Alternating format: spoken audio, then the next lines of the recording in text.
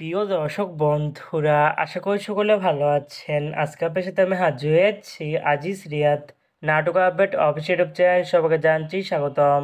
আজকে আপনার সাথে যে নতুন এক নাটক নিয়ে হাজির হলাম, সে নতুন এক নাটকটির নাম হচ্ছে কফিলের ছেলে।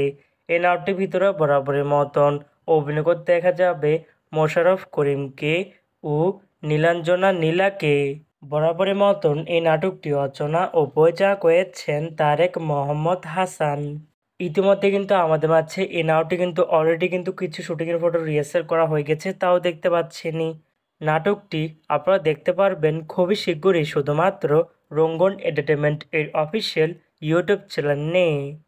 এই নাটকটি কত তারিখে ইউটিউবে মুক্তি দেওয়া হবে সেটি এখন পর্যন্ত জানা যাচ্ছে না। আমি জানিয়ে দেবো নাটক আপডেট অফিসিয়াল ইউটিউব চ্যানেল কমেন্টের মাধ্যমে অথবা ভিডিওর মাধ্যমে জানাই দেবো এই নাটকটি কত তারিখে ইউটিউবে মুক্তি দেওয়া হবে।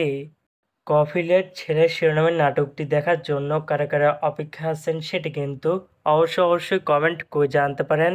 আর এরকম নতুন নতুন একক নাটক, ওয়েব ফিল্ম, ওয়েব সিরিজ অথবা ধারাবাহিক নাটকের আপডেট ভিডিও পেতে এখনই চ্যানেলটিকে সাবস্ক্রাইব করে রাখতে পারেন, পাশে থাকা বেল আইকনটিকে অন করে রাখতে পারেন।